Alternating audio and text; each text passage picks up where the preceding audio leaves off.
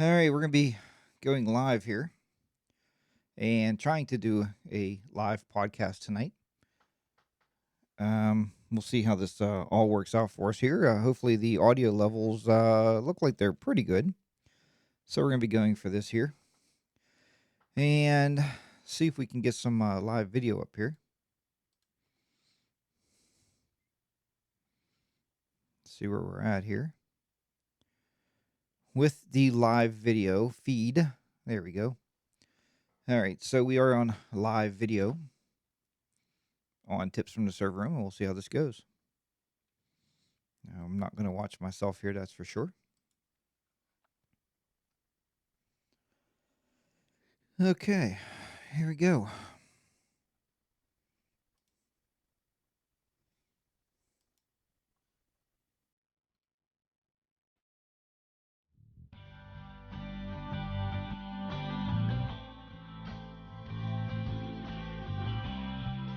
Welcome to Tips from the Server Room. This podcast is designed for all you systems admins, network specialists, or the guys and gals out there in the office who handles it all. Sit back, relax, grab a beverage, and enjoy Tips from the Server Room.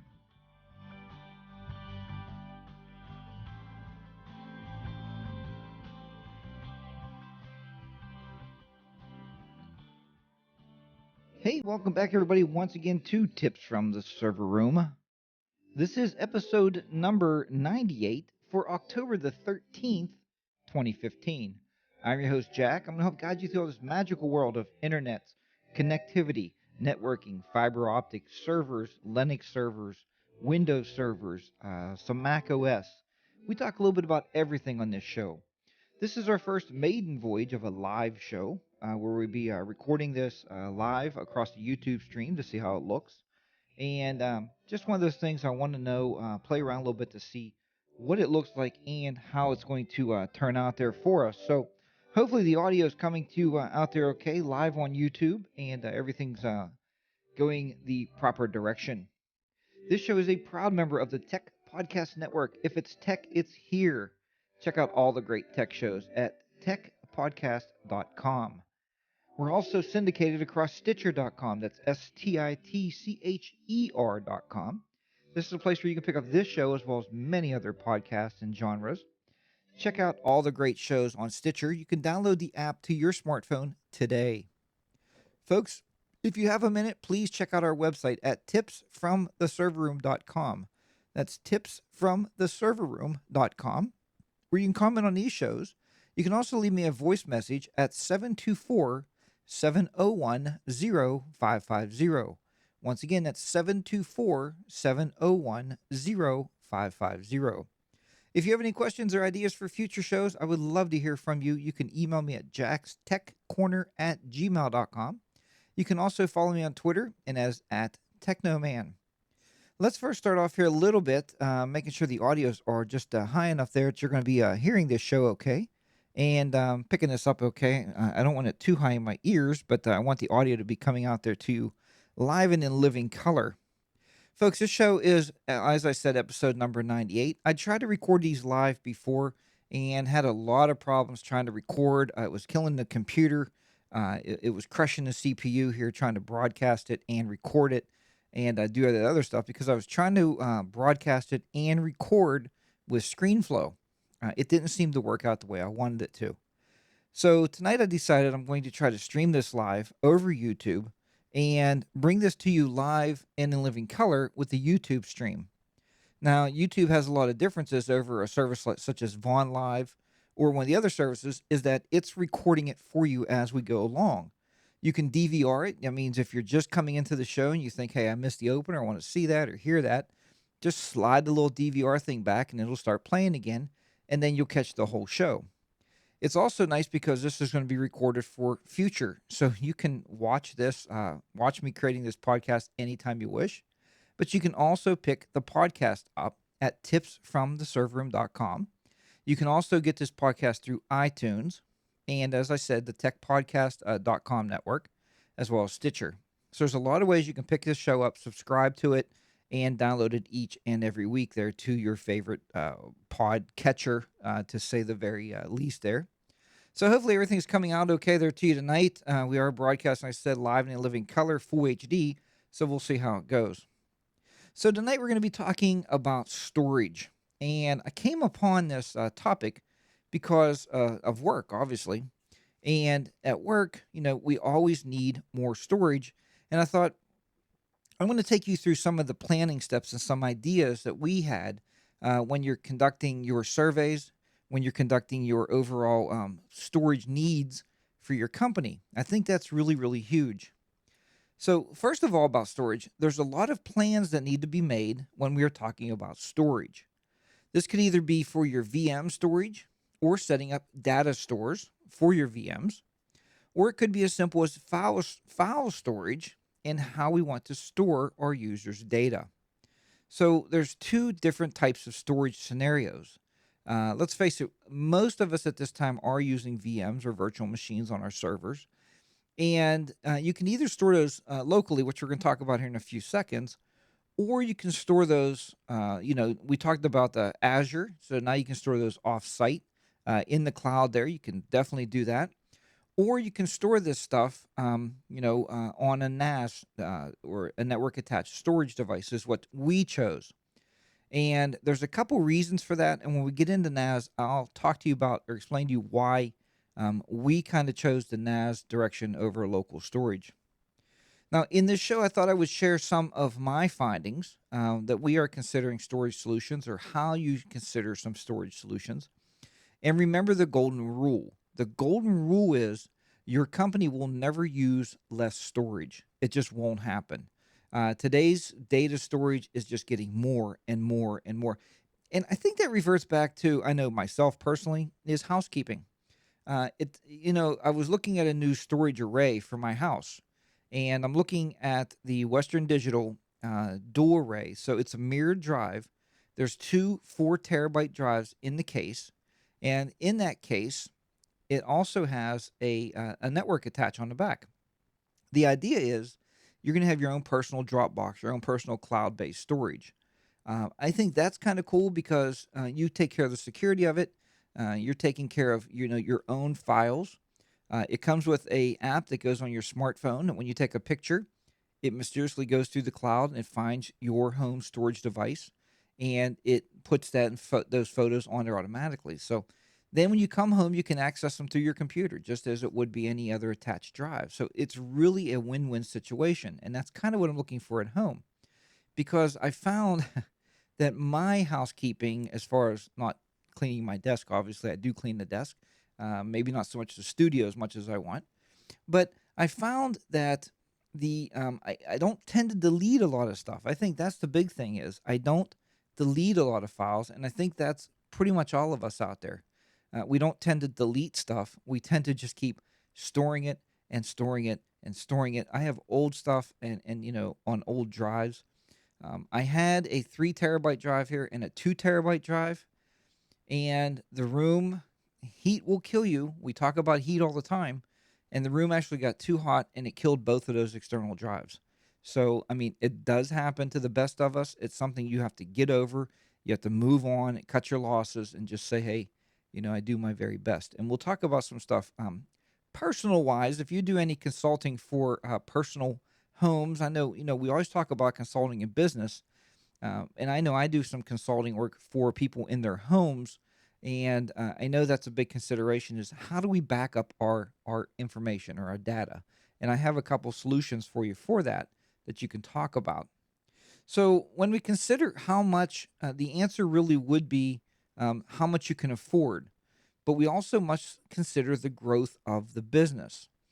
And the one thing that I don't want you to get caught up in over and over, I talk about this, is don't get caught up on limiting your data storage by the money you have available.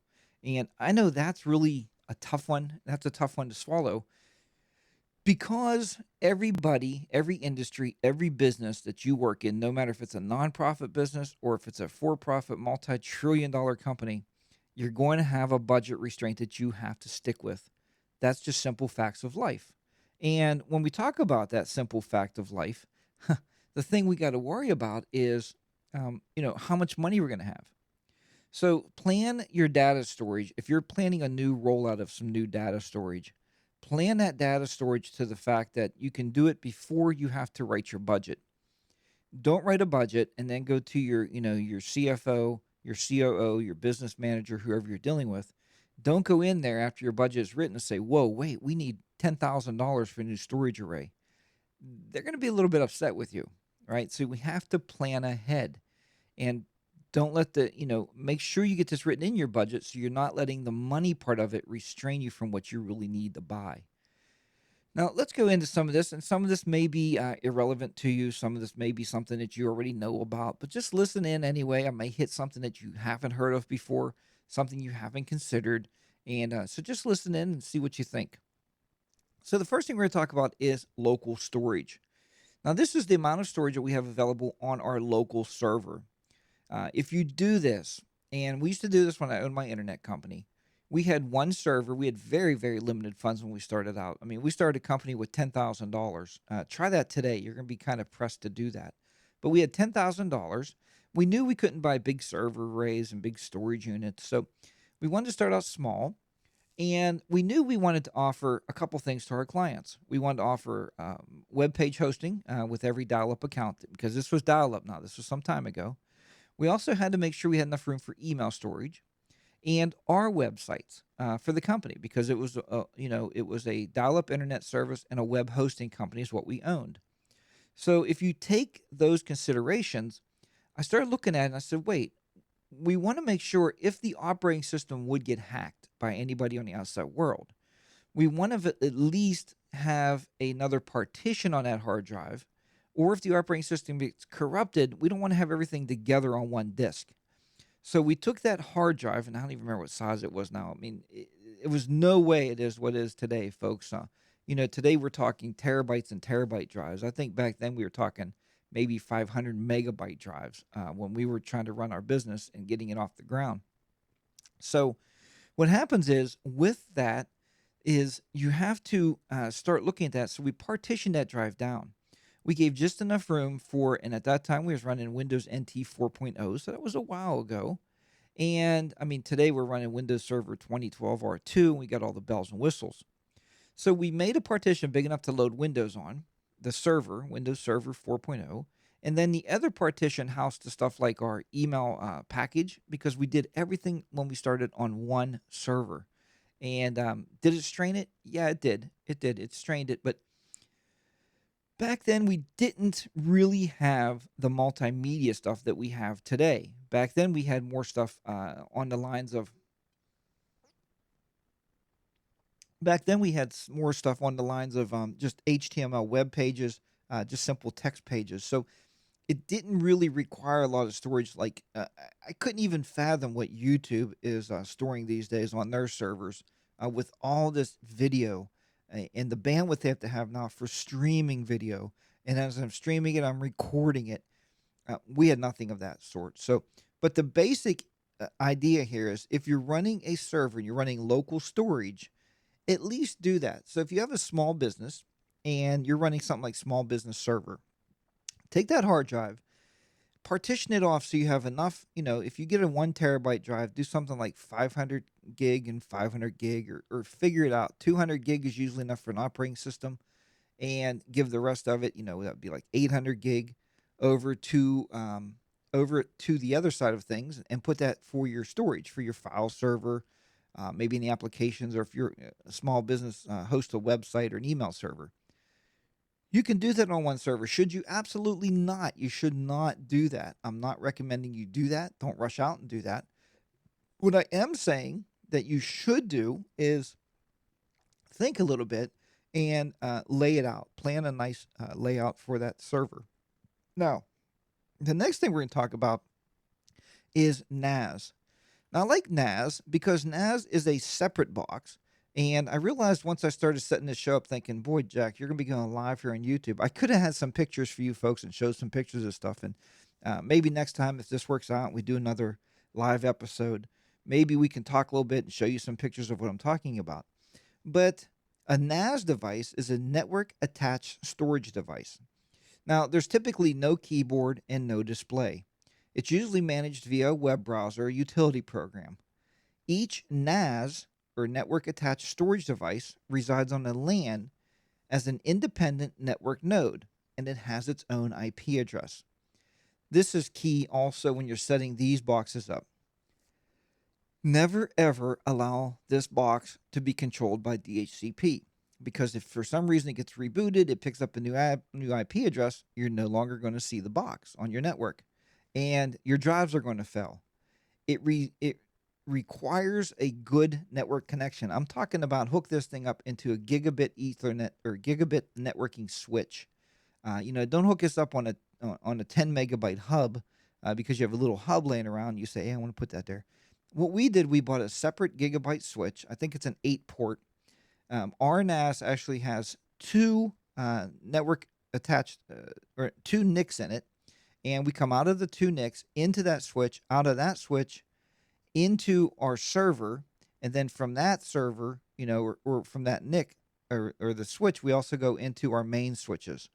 So that way we have connectivity to that box throughout the whole entire network, and we can still use it for our VMs, our virtual machines. So it works out very, very well.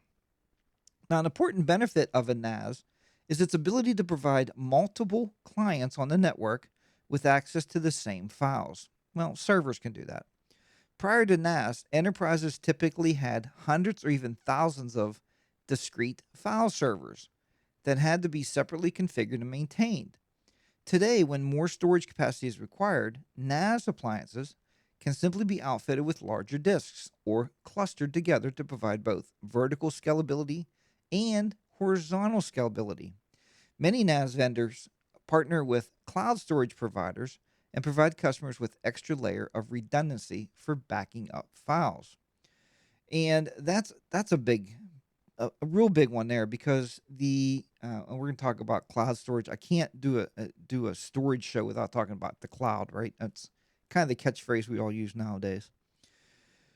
But the NAS device, unlike local storage, once you set up all your shares and everything on it, they're on that local hard drive. You're not going to pop the case open, stick another drive in, and cluster them together. You're not going to use scalability vertically and horizontally to scale those servers. So a NAS device makes it nice because as you need more storage, you can simply add more NAS devices. And they start clustering together, so that file share that used to be 500 gig, now you can give somebody a file share of 1 terabyte if you care to do so. That's the big benefit. The other benefit of it with using virtual machines is I can store all my VMs on my NAS box. Our particular NAS box has, I think there is, let me think here, there's 16 SAS drives. Now, if you never checked out a SAS drive, they run at 22,000 RPMs. They're extremely fast.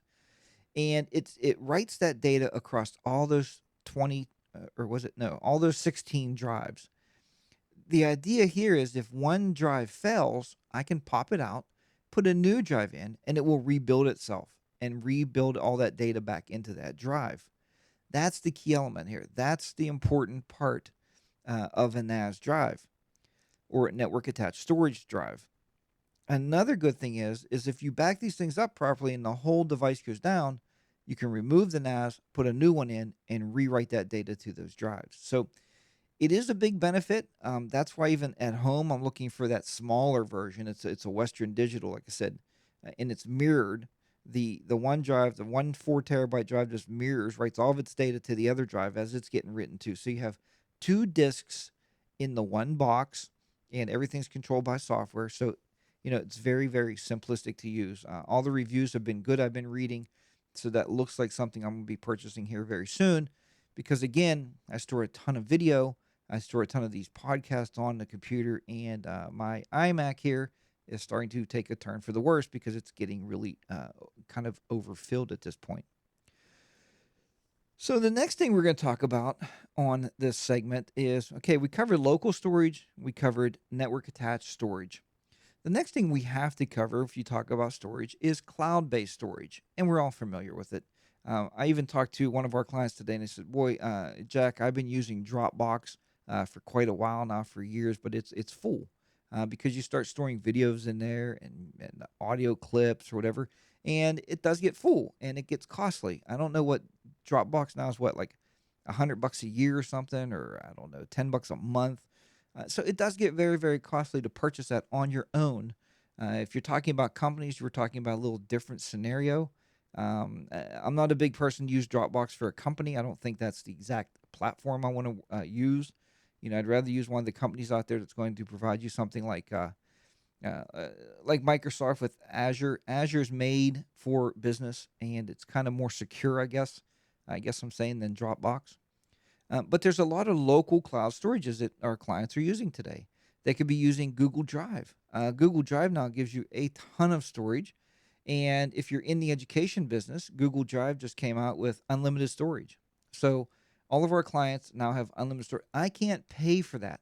I mean, I can't provide unlimited storage. And they use that. I know you're going to say, Jack, the only thing difference between, I can say, Dropbox and Google Apps is how it's our domain. Okay. So it's working for us. Now, would you use Google Drive, a personal Google Drive, for a doctor's office? Probably not. I probably wouldn't suggest that. But a lot of the doctor's offices are starting to go now with the Microsoft solution, and they're starting to go using their cloud services, because they have all the great office applications online, and it just simply works for them. So, again, is it the best solution? Maybe, maybe not. But a cloud solution, let's go over this a little bit, is a model of data storage where the digital data is stored in logical pools. The physical storage spans multiple servers.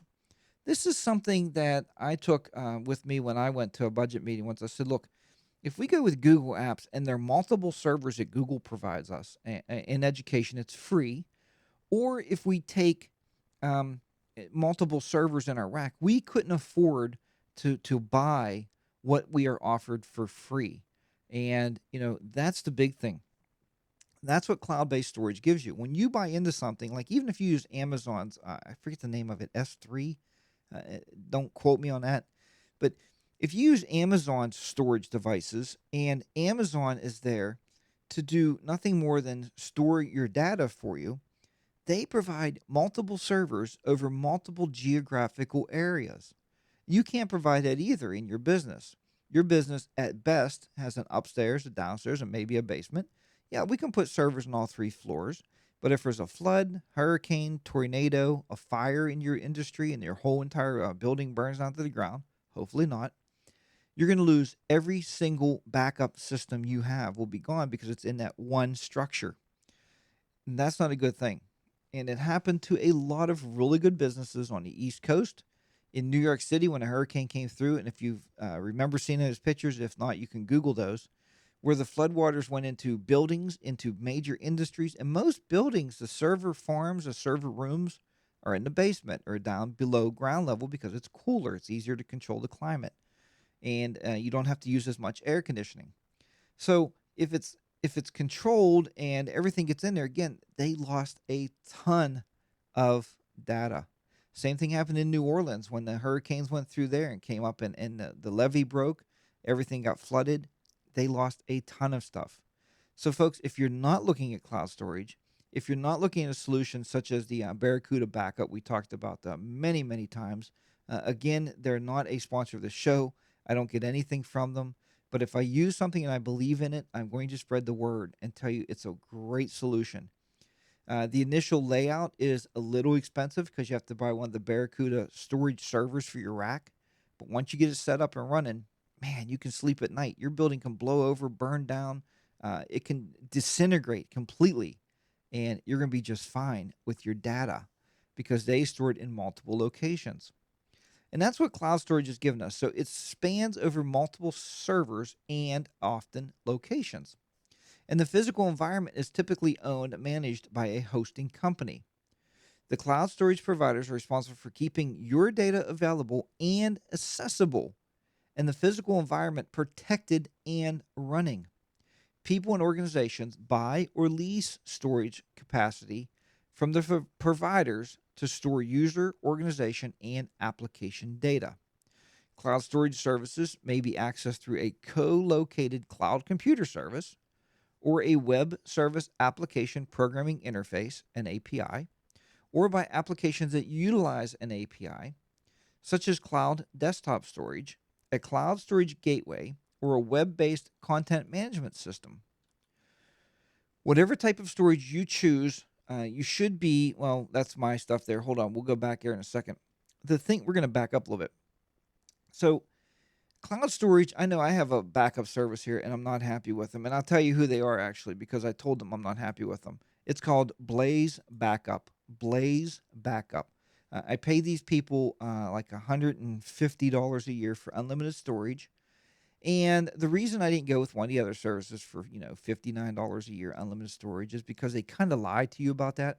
And the way they get you on your personal computer is the video, like if you have anything labeled video, or if you put your video under my pictures, and you know what, like when you do a backup, you check what you want to back up. Well, most of those services uncheck the video. So every time I would do a video, I'd do a recording, either for my photography show or if I do something for tips from the server room, what would happen is I'd have to go in and remember to check that so it would back up. Well, that's not unattended backup. And they do that because they don't want people storing video on their servers. And I went round and round with them. I said, look, your software is flawed. It doesn't work right. And they said, it's exactly the way it should work. Now, why don't I like Blaze Backup? Blaze Backup, I pay them an extraordinary amount of money, $150, $159 a year for unlimited backup. And it does a good job backing up. Let me say that first. So everything on my computer, it goes out, like as I do this podcast, when I save it as an MP3, it will automatically get uploaded to the Blaze Backup server. Remember them hard drives I told you that I had? Well, it will do external hard drives. So it does your external hard drives, but the external hard drives quit working. They failed. Now, when something fails, where do you go? You go to your backup. I told my wife, no problem. I have a backup server running. I paid a lot of money for it. I'm going to go out and I'm going to download all of our photos and all the video I had and pull that back to my computer. Well, I went on and all of a sudden that hard drive was no longer there. It disappeared.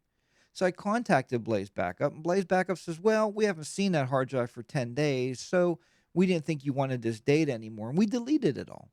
Folks, it's a backup service.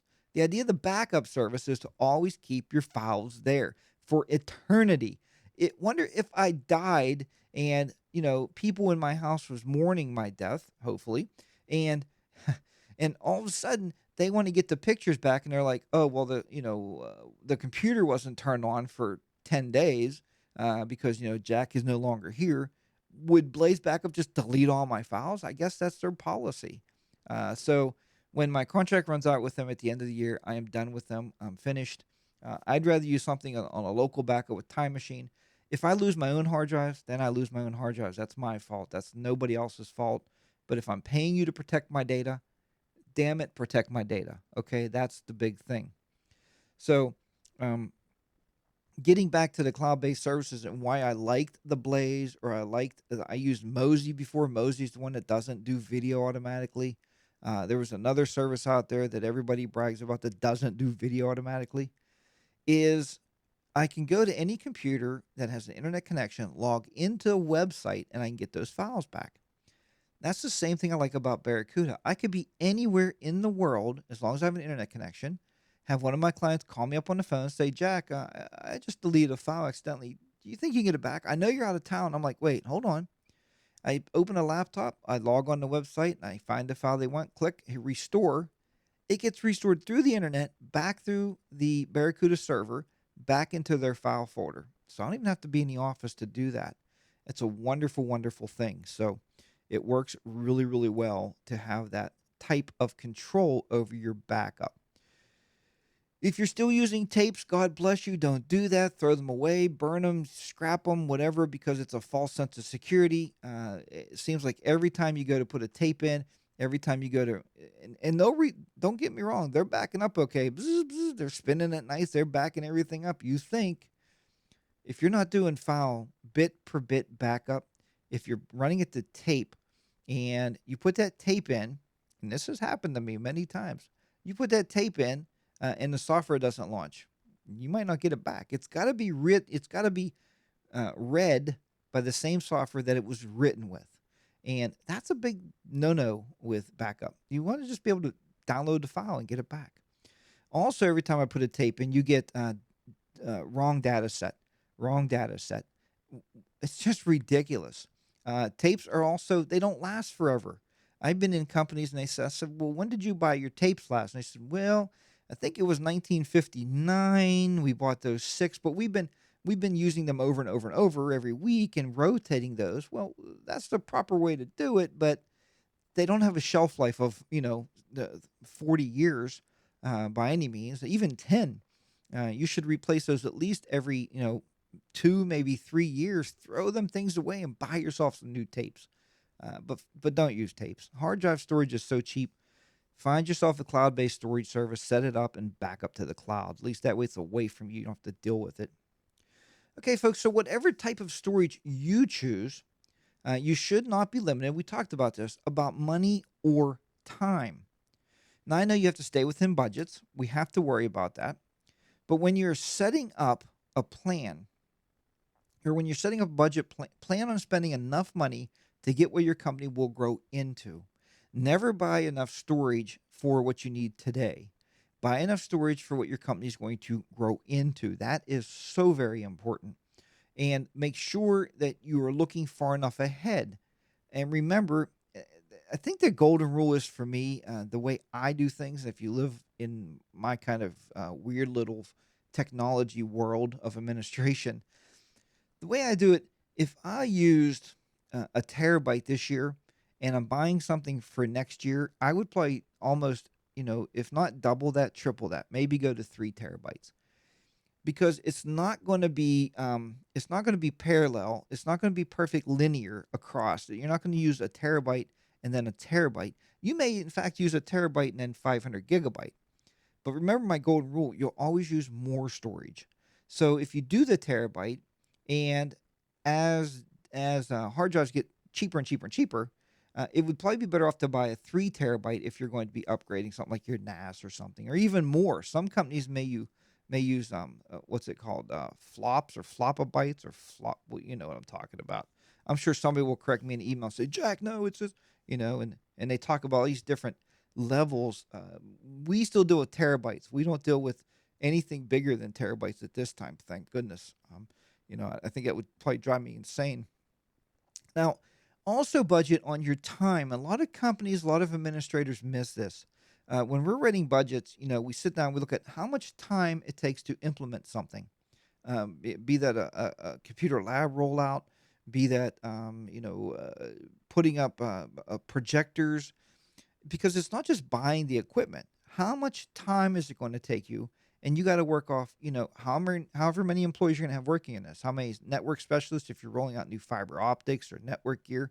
It's not just the gear. It's not just the wire. It's not just the materials that we need. We have to worry about man hours to fit that into your budget, because that is a project spending approach. We don't want to do just so many people say, well, it's going to cost, I don't know, 900 and, or no, it's going to cost $9,000 for 11 new switches or whatever it is. And they write that in their budget, 9,011 switches. But if you don't consider the man hours, because when we do this stuff, it is project based. Everything is project based. That's the important part. So if you think about this overall thing, think about the whole project itself, and then go with that amount of money. So this can also include stuff like training. Training is very important. If you need to train on it, you need to add that into your overall budget. So hopefully you got something out of tonight's show. Hopefully the live show recorded okay on YouTube. I don't know. I'll go back and look at it after the show. I did notice a little stop there on the. I use Audacity to record the audio. We might have to rethink that. I might have to go back to recording maybe into my phone or to the iPad, where you're recording it as an audio file onto those devices, to keep that process off the computer when I'm streaming live. But we'll see how that works out. So, folks, hopefully you got something tonight. Hopefully you enjoyed the live view. I don't know. I'll be posting it on Twitter on Tuesday nights when it's going to go live. I'm hoping 8 is my normal time to do this show, or 8:15, depending on what time we get supper over with and when I can get up to the studio to do the show. So, comment on these shows, comment on the YouTube video if it's going to be up there, and hopefully that's going to work out okay. Folks on the podcast, if you're looking for the YouTube video, just go to YouTube and search for 42, the number 42 Technoman, and you'll find the YouTube video that goes along with tonight's podcast. I may even put it on the actual podcast site, tipsfromtheserveroom.com. Maybe I'll put a link in there to the show if it comes out okay. No promises there yet until I look at it. Now, folks, if you want to support this show and support things like streaming, support new cameras I might need if we ever get this up and running and we're streaming it live, maybe new processor, new computer might be a good thing if we're streaming live to really pump this stuff out of here. I got the broadband connections here. I got fiber optics to the house now, so I got the bandwidth, but now I got to make sure I have enough processing power to get this out there to you. Easy way to do that is use my Amazon link.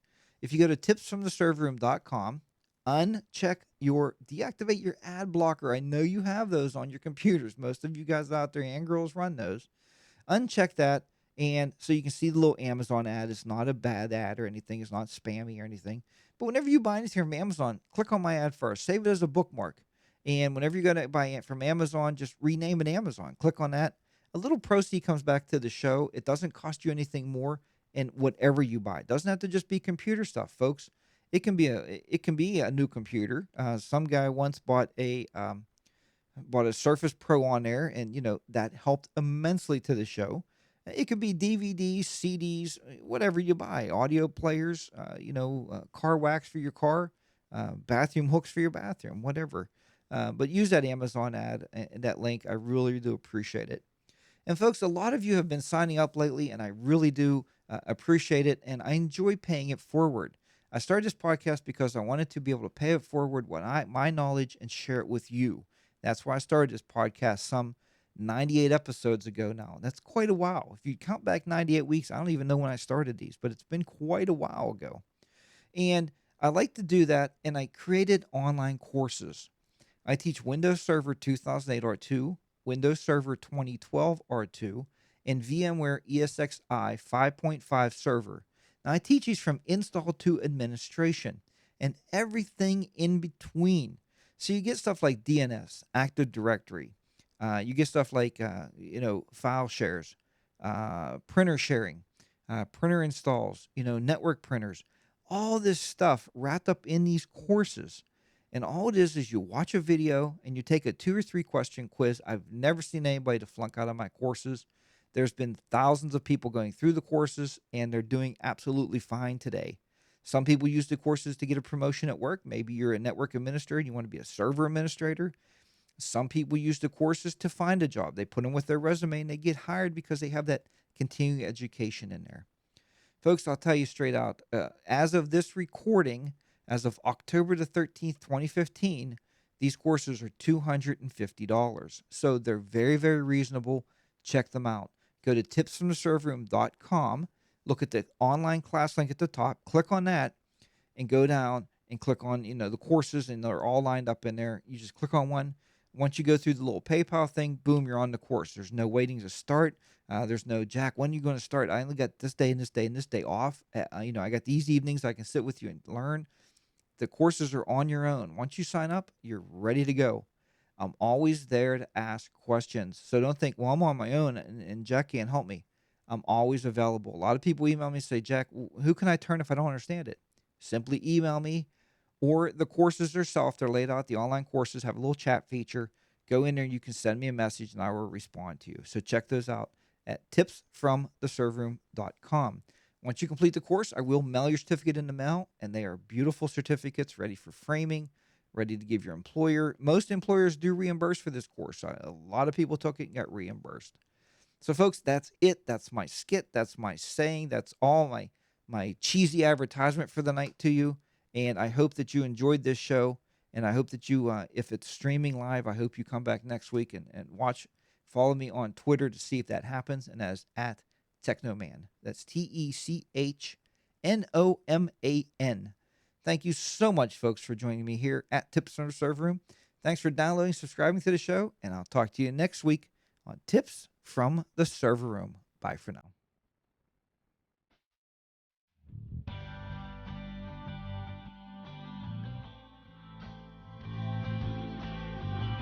You just listened to Tips from the Server Room with your host, Jack. If you have any questions, please drop me a comment at tipsfromtheserverroom.com. Thanks again for tuning in and downloading the shows. Now sit back, relax, and listen to the remainder of the music. We'll see you next week on Tips from the Server Room. So long.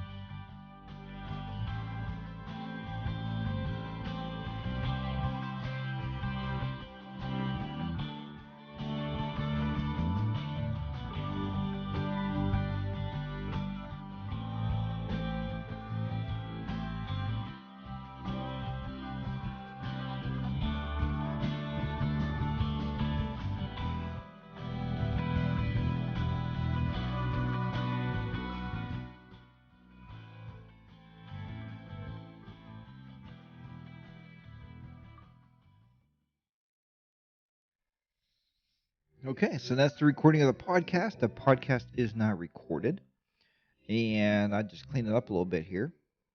So the live stream, I'm going to see if I can hopefully edit some of this off of YouTube. Not edit the content, the center. My wife said, "Well, how do you edit this show once it's done?" I don't. When I did these shows live, when I do my photography shows live, I start at the beginning and I work my way to the end. That's just simply what I do. The podcast, I kind of clean up a little bit, and the only thing that I clean out of it is basically dead space. So when you listen to the podcast, sometimes you'll think, boy, Jack is one heck of a talker.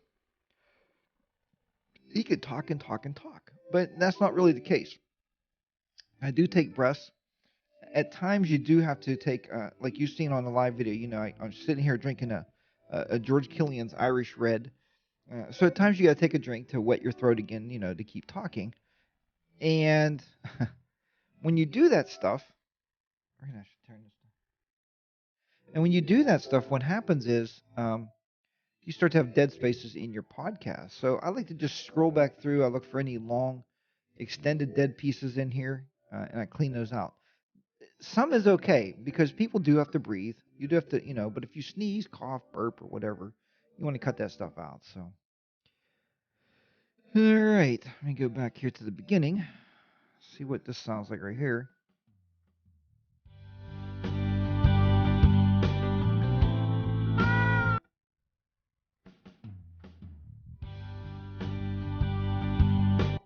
All right, so we'll cut this right about here. I cut that out. Okay, folks, so thank you very much if you watch this live. If you do catch it another time, you're just seeing this for the first time on YouTube, you go, hey, that's pretty cool. I'm going to have a live chat room running when I do broadcast live. So, if you watch it live, the little chat window is beside the window, I guess. I have it up all the time during the show, and I can watch if you ask questions. So it helps to interact. So thank you so much for watching this YouTube rendition of Tips from the Server Room, and I hope to see you very soon. We'll see how it works out, but I hope to see you very soon on another one. Thanks for watching. Take care, and good night.